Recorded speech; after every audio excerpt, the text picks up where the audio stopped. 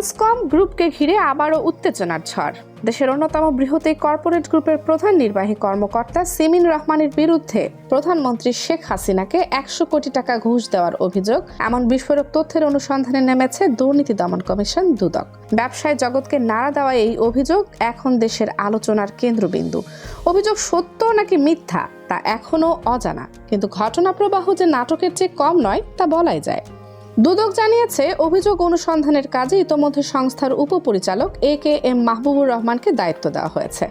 অনুসন্ধানকারী কর্মকর্তা নিশ্চিত করেছেন, প্রতিষ্ঠান ও ব্যক্তির সম্পৃক্ততা খতিয়ে দেখা হচ্ছে অত্যন্ত গুরুত্বের সঙ্গে। প্রয়োজনে ব্যাংক হিসাব অবরুদ্ধ করা, সম্পদ জব্দ করা, যে কোনো ব্যবস্থা নেওয়ার জন্য তাকে লিখিতভাবে জানাতে বলা হয়েছে। দ্রুত অনুসন্ধান এগিয়ে নিতে দুদক তার কাছে বিশেষ নির্দেশও পাঠিয়েছে। ট্রান্সকম গ্রুপের অভ্যন্তরীণ পরিস্থিতিও কম উত্তেজনাপূর্ণ নয়।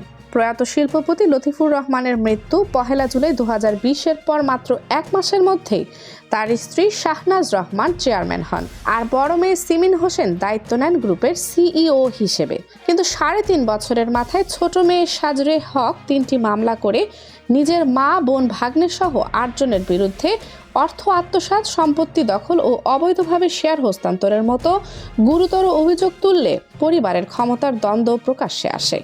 ওই ৩ মামলার ভিত্তিতেই PBI ট্রান্সকমের গুলশান হেড অফিসে অভিযান চালিয়ে গুরুত্বপূর্ণ নথি জব্দ করে এবং ৫ জন কর্মকর্তা গ্রেপ্তার হয়। আর সেই মামলাগুলোকেই দুদকের বর্তমান অনুসন্ধানের প্রাথমিক সূত্র হিসেবে বিবেচনা করা হচ্ছে। একদিকে পরিবারের ভেতরের দ্বন্দ্ব, অন্যদিকে রাষ্ট্রীয় সংস্থার উচ্চ পর্যায়ের তদন্ত। সব মিলিয়ে ট্রান্সকম গ্রুপকে ঘিরে পরিস্থিতি এখন এক জটিল ও রোমাঞ্চকর পর্যায়ে দাঁড়িয়ে গেছে। এই অনুসন্ধানের পরবর্তী ধাপে নির্ধারিত হবে অভিযোগের পেছনে আসল সত্যটা ঠিক কতটা গা শিউরে দেওয়া। দর্শক, ধন্যবাদ এতক্ষণ সাথে থাকার জন্য। ভিডিওটি ভালো লাগলে এবং প্রতিদিন এরকম নতুন নতুন আপডেট পেতে তারুণ্য বার্তার সাথেই থাকুন।